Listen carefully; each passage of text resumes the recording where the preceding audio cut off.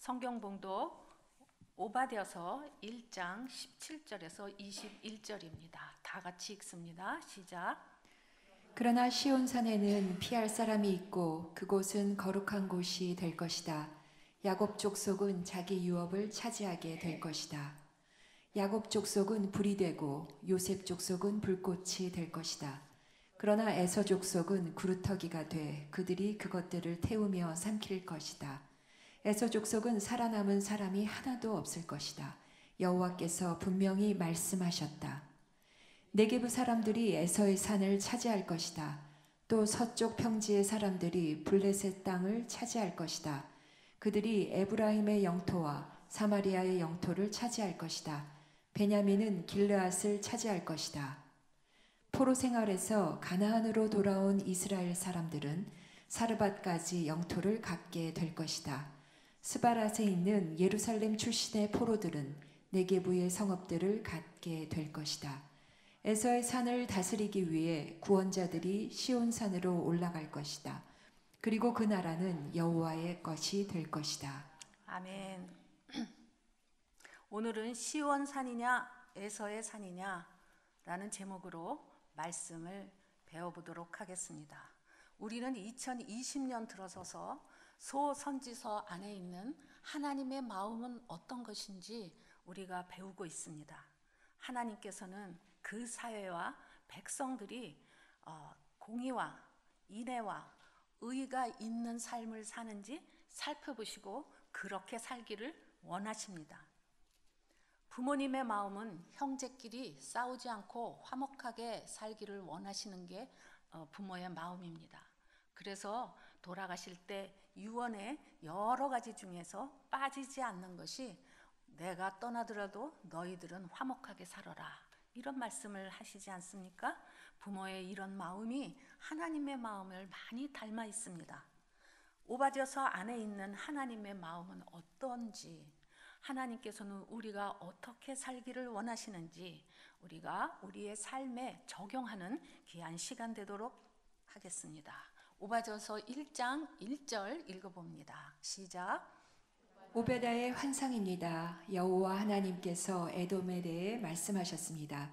여호와께서 심부름꾼을 민족들에게 보내시며 너희는 일어나라 에돔과 싸우러 나가자라고 하시는 말씀을 들었습니다. 오바댜서를 누가 기록했는지 언제 기록했는지 그런 정보가 하나도 없습니다. 대부분의 학자들은 BC 6세기경이 아니겠는가 하는 이야기들을 합니다. 이 6세기에는 남유다의 여호람 왕이 통치하고 있었을 때였는데 블레셋과 연합군이 예루살렘을 침공하여서 그때에 받은 묵시다라는 겁니다. 하나님이 하늘에서 천상회의를 여셨습니다. 하나님께서 심부름꾼들에게 야, 너희는 일어나서 에돔과 싸워라 라고 명령을 하시는 것을 오바댜가 들었다는 것입니다. 그래서 심부름꾼들이 에돔을 둘러싼 각 나라에 이제 보내졌다는 것입니다. 이 묵시가 하나님께서 주신다는 것을 명확히 하고 있습니다. 오바댜라는 이름을 보면은 오바드라는 것은 종이라는 뜻이고 야는 하나님입니다. 그러니까 오바댜라는 말은 하나님의 종, 하나님의 심부름꾼이라는 뜻을 갖고 있습니다. 왜 이렇게 하나님께서 에돔을 치라고 명령을 내렸을까요?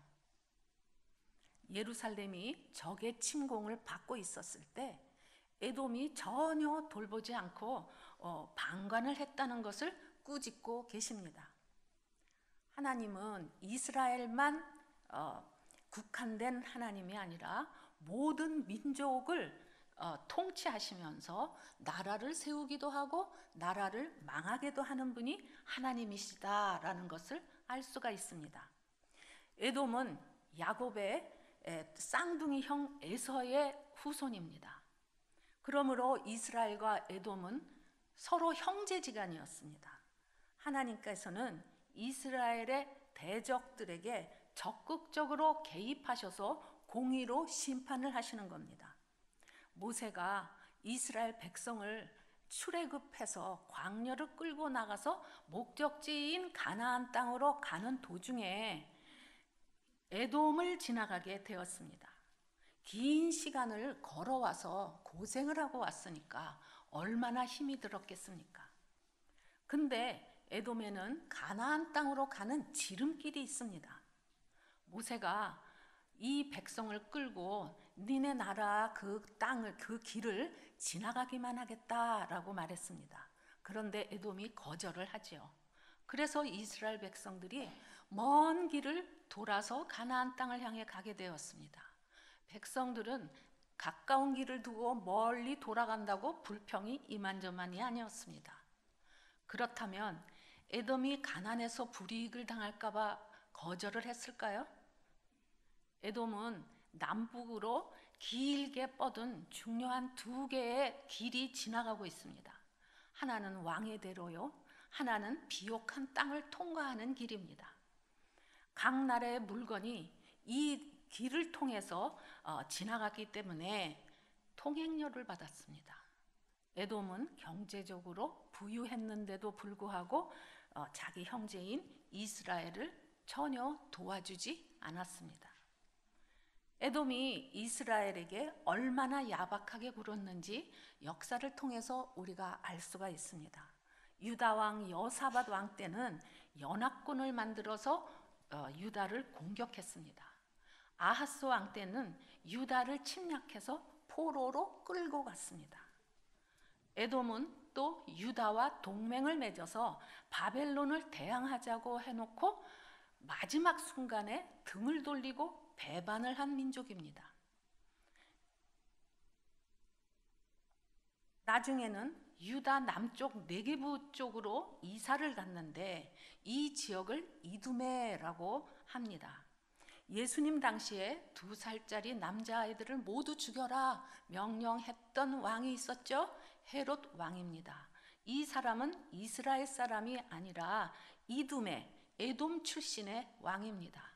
당시에 로마가 가장 강한 나라였기 때문에 그 로마 정부에다가 돈을 주고 이스라엘 지역을 통치하는 왕으로 하겠다 해서 에돔 사람인데 이스라엘 왕을 한 겁니다.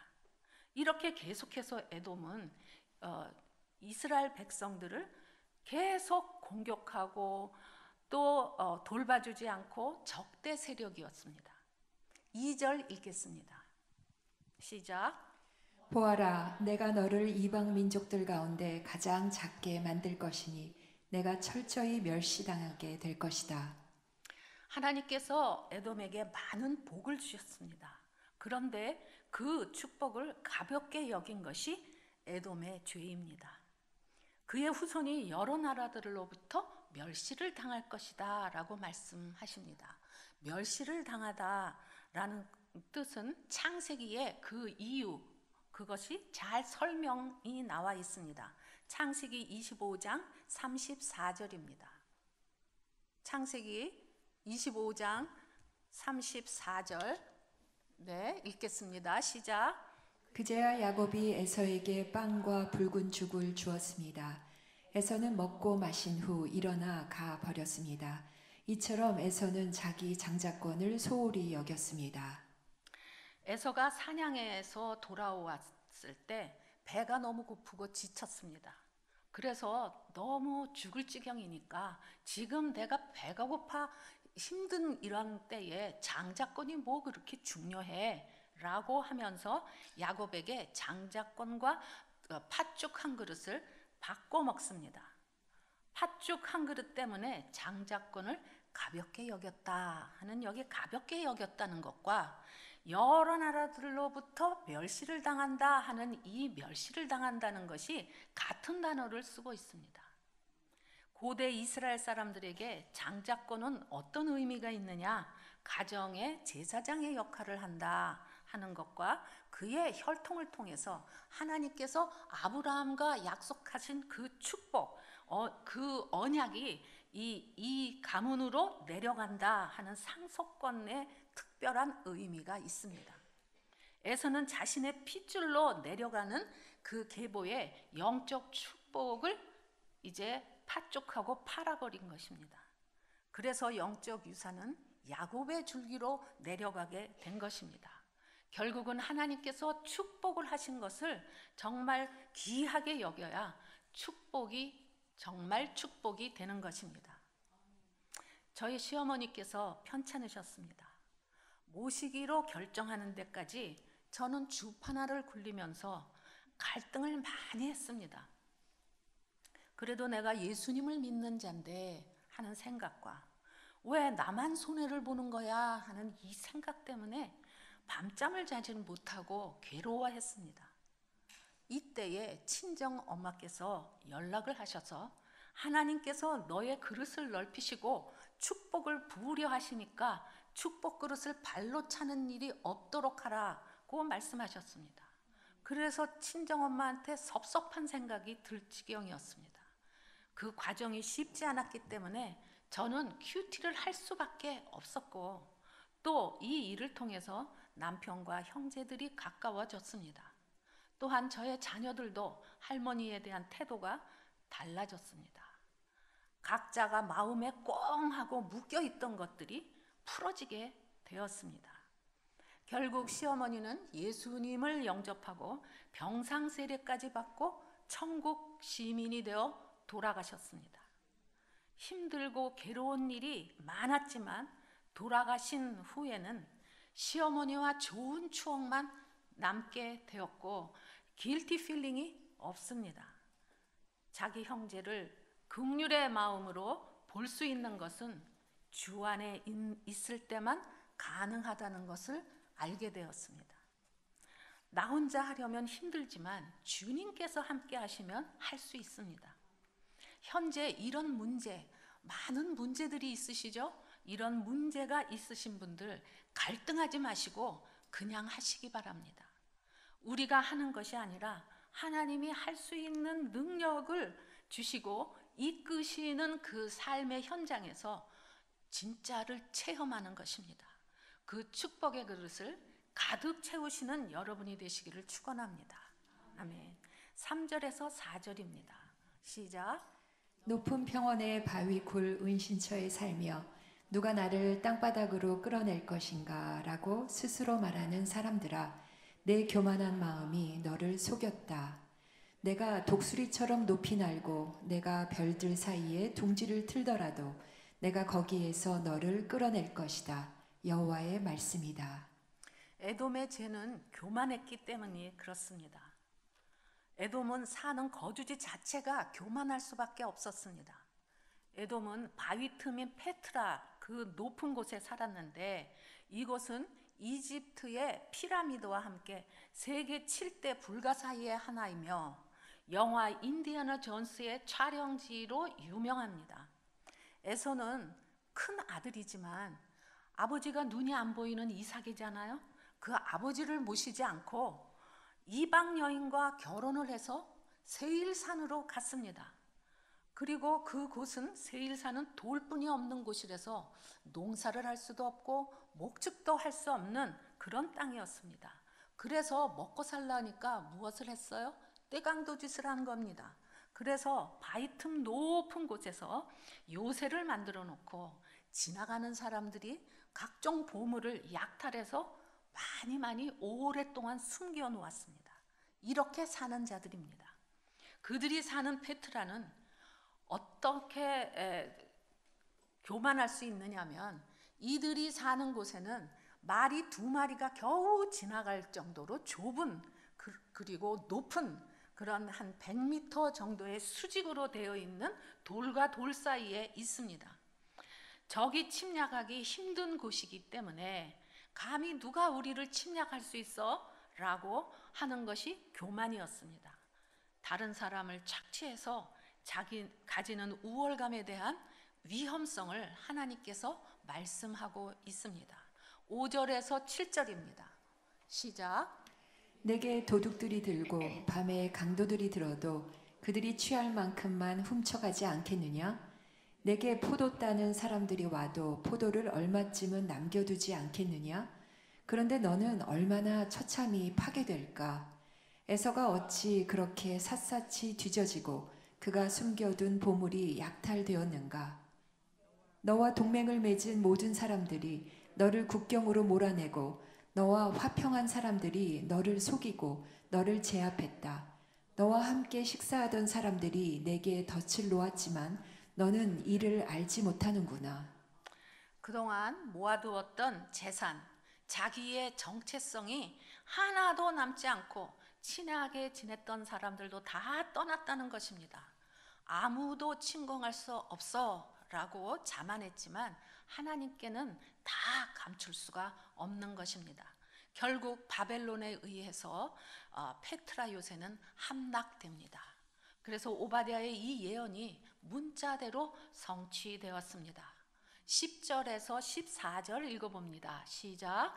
내 동생 야곱에게 행한 폭력 때문에 내가 수치를 뒤집어 쓸 것이고 내가 영원히 멸망하게 될 것이다.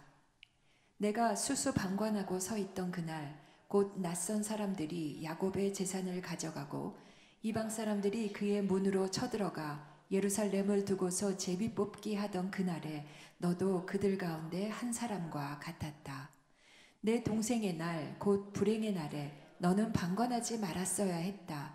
유다 자손들이 멸망하는 날에 그들을 보고 너는 즐거워하지 말았어야 했다. 그들의 고난의 날에 너는 입을 크게 벌리지 말았어야 했다. 내 백성들의 재앙의 날에 내가 그들의 성문으로 행진하지 말았어야 했다. 그들의 재앙의 날에 너만은 그의 재앙을 방관하지 말았어야 했다. 그들의 재앙의 날에 너는 그들의 재산에 손대지 말았어야 했다.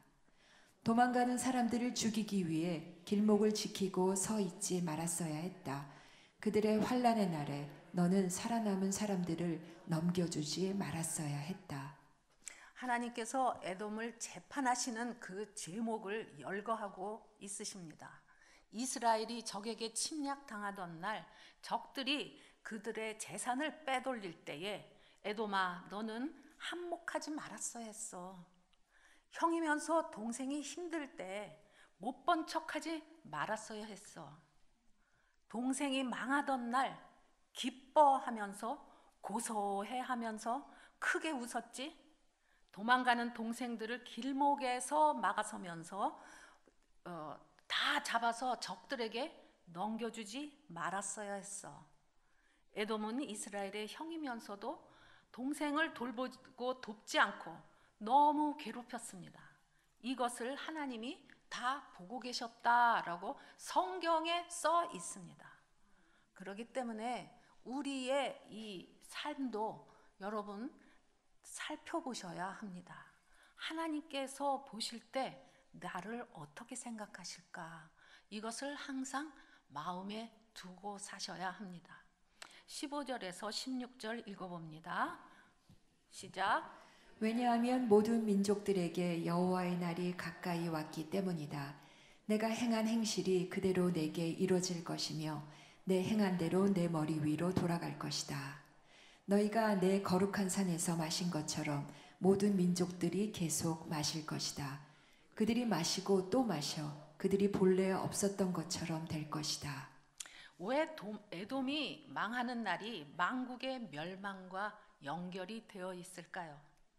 하나님께서는 에서 자손을 사랑하셨습니다.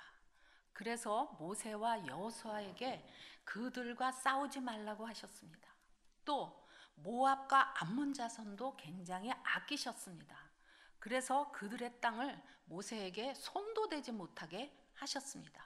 이런 하나님의 마음을 깨닫지 못해서 드디어 멸망하게 되었다라는 것입니다. 우리는 예수님을 믿지 않는 사람에 대해서 어떤 생각을 갖고 있습니까? 혹시 남편이나 자녀나 친척이나 형제나 또 친구들 가운데 예수를 믿지 않으면은 멸시를 하거나 무시를 하거나 미워하지 않으십니까? 하나님께서 에돔과 모압과 암몬을 사랑하고 아끼십니다. 그들이 돌아오기를 기다리시는 하나님의 잃어버린 자녀들입니다.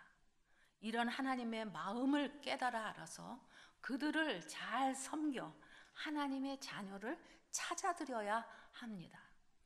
에돔은 본래 없었던 나라처럼 찾으려 해도 찾지 못하는 존재가 될 것이라고 말씀하십니다.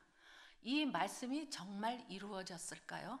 먼 훗날 에돔은 AD 1세기경 나바티아인들에게 공격을 받아서 나라를 잃고 역사에서 영원히 사라지게 됩니다. 에돔은 이제 더 이상 찾아보지 못하는 나라가 되었습니다. 오바댜의 예언의 말씀이 그대로 이루어지는 것입니다. 소선지자에 계속 나오는 것이 무엇입니까? 여호와의 날입니다. 하나님께서는 무엇을 잘못하면 바로바로 심판하지 않으십니다. 왜냐하면 회개하고 하나님 앞으로 돌아오라고 기다리고 계시기 때문입니다. 사람들은 그것도 모르고 자기 생각대로 죄를 쌓고 있습니다. 그래서 죄를 쌓고 또 쌓고 하다가 어느 날 무너지는 날이 있습니다. 그 날이 여호와의 날입니다. 캄캄하고 어두운 날, 망하는 날입니다. 죄의 무더기가 쓰러지는, 갑자기 무너지는 날입니다. 우리에게도 마찬가지로 적용됩니다. 예수 그리스도가 다시 오시는 날, 그 날이 심판의 날입니다. 그때는 늦었습니다. 그러므로 지금 준비해야 합니다. 무엇을 준비해야 될까요?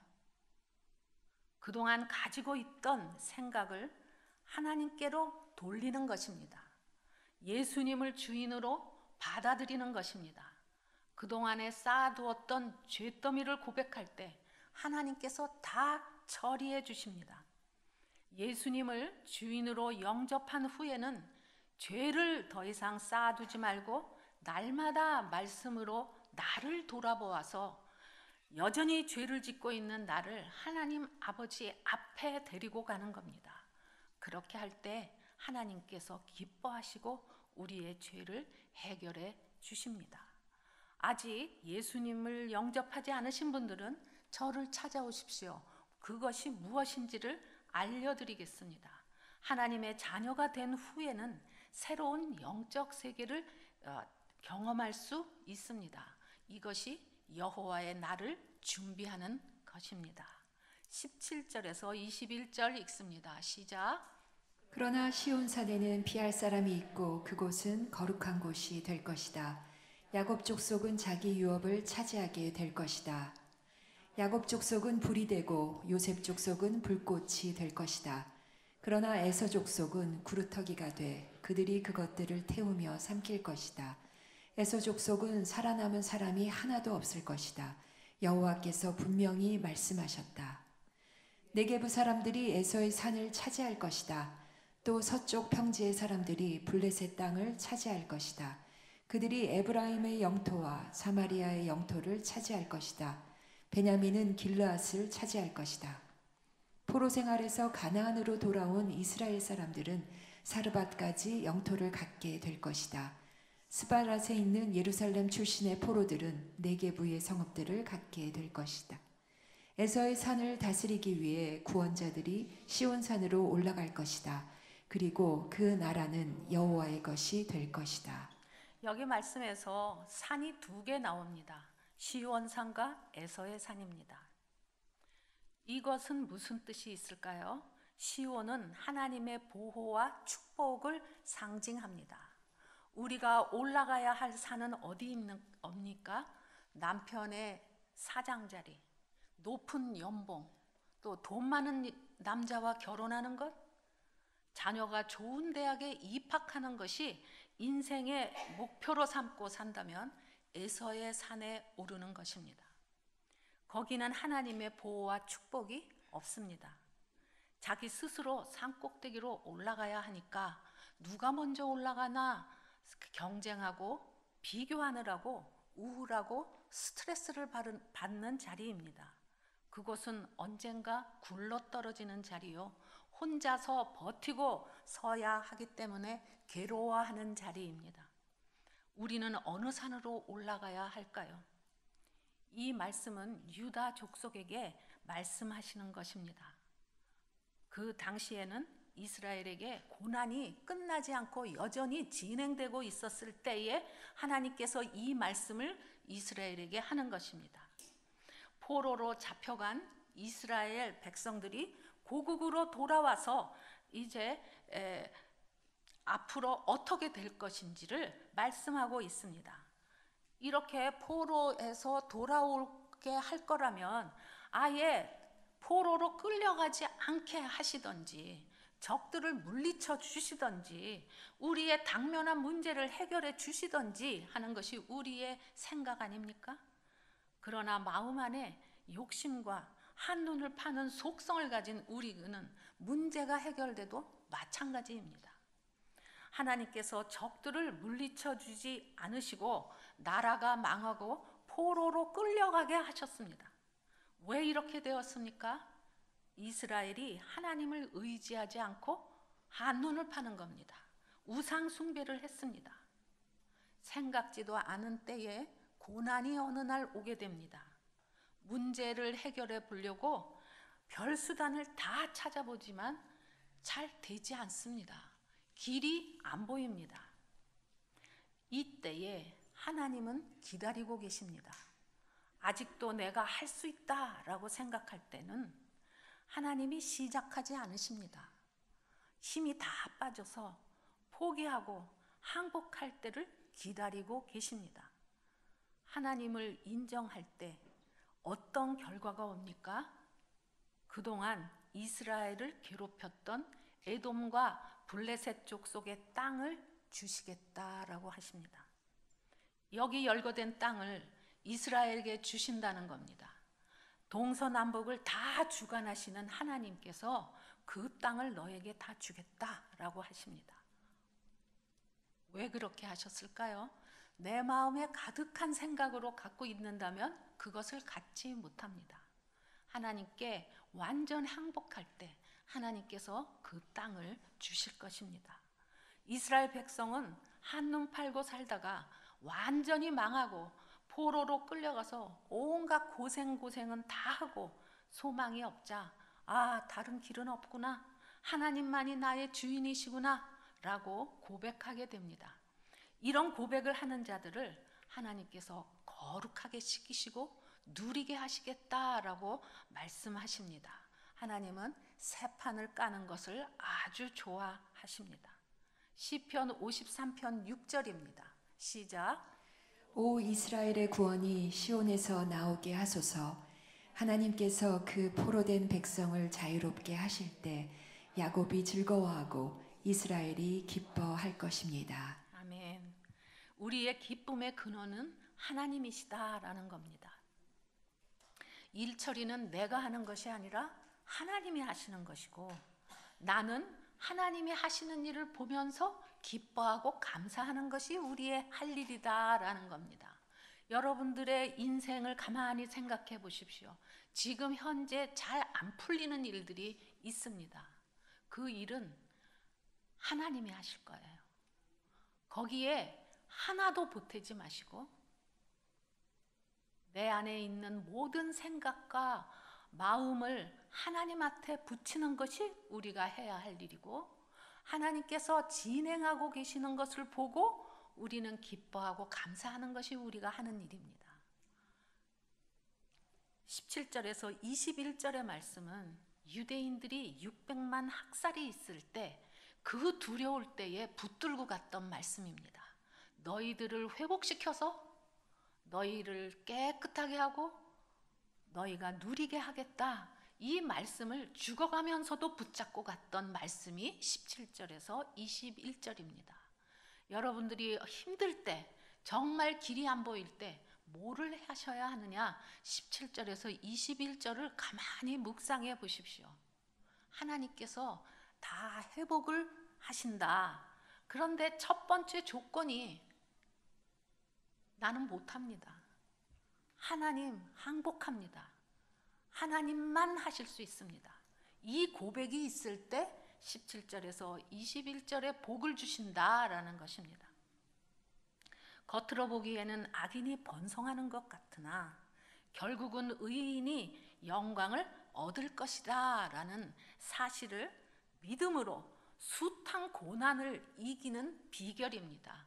이 유대인들이 그 600만 학살에서 이 말씀을 붙들고 끝까지 살았습니다.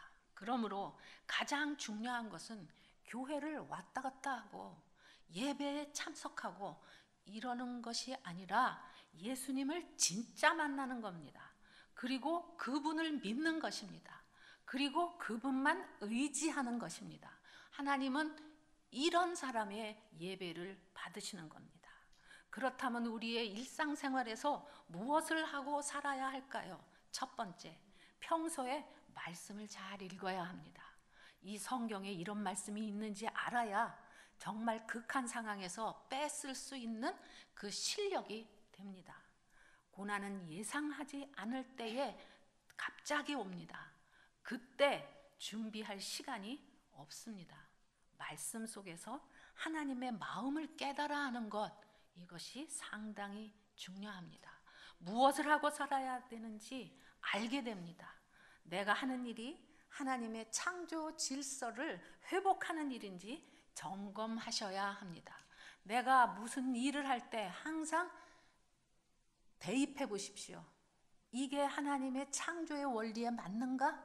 그러면 내가 무엇을 해야 하는지 안 해야 되는지를 알 수 있습니다. 두 번째로, 아직도 나를 이 땅에 살려두신 이유가 있습니다. 하나님의 이런 아픈 마음을 이해하고 잃어버린 하나님의 자녀를 하나님께 찾아드리는 것이 우리의 사명입니다. 이것이 하나님께서 말씀하시는 형제 사랑입니다. 그 사람들에게 관심을 가지고 가만히 살펴보십시오. 무엇이 필요한지 성령께서 알려주십니다. 그래서 저는 사람들을 만나면 눈을 잘 쳐다봅니다. 얼굴은 웃는데 눈은 슬픕니다. 그런 분들과 이야기를 나눕니다. 속 안에 있는 걸 다 내놓습니다. 그리고 당신만 힘든 것이 아니고 당신만 외로운 것이 아니고 나도 그랬습니다. 근데 내가 이렇게 회복되었습니다. 서로 붙잡고 기도하는 그런 우리들이 되어야 되겠습니다. 사랑하는 성도 여러분, 에서의 산에 오를 것이 아니라 나 자신을 온전히 하나님께 드릴 때 하나님께서 통치하시고 보호하시는 시온산에 오르게 되는 것입니다. 우리를 예수님의 보혈로 깨끗하게 하시고 누릴 수 있는 복을 주십니다. 이런 복을 누리는 여러분이 되시기를 축원합니다. 아멘. 기도하시겠습니다. 하나님 아버지, 저희는 복을 받은 자입니다. 왜냐하면 나는 누구이고 무엇을 하고 살아야 하는지 알려주셔서 감사합니다. 하나님의 마음을 알고 고난 가운데에도 예수님의 보혈로 깨끗이 씻기시고 누리게 하신다는 말씀을 주셔서 감사합니다. 여기 모인 저희들 한 사람도 빠지지 않고 예수님을 진짜로 만나게 하여 주옵소서. 그래서 아직도 하나님을 모르는 형제들을 잘 보살펴서 하나님을 믿게 하는 형제 사랑을 할 수 있도록 인도하여 주옵소서. 각자의 생각을 잘 지켜서 사탄의 유혹에 넘어가지 않고 예수님의 보혈로 덮어주시기를 원합니다. 이곳에 모인 각 사람의 가정을 주님 앞에 올려드립니다. 지금은 완전히 하나님 앞에 항복하지 않았지만 하나님께서 그 일을 하심으로 인하여 아버지 감사와 기쁘고 누릴 수 있는 때가 올 것을 믿고 기다리는 저희들 아버지 인도하여 주옵소서. 아버지, 먼저 우리가 해야 할 일은 이곳에 있는 분들 정말 예수 그리스도를 나의 주인으로 나의 신랑으로 아버지 받아들일 수 있도록 인도하여 주옵소서. 그리하여서 각자가 속해 있는 각 가정이 하나님의 창조 질서로 회복되기를 소원합니다. 감사.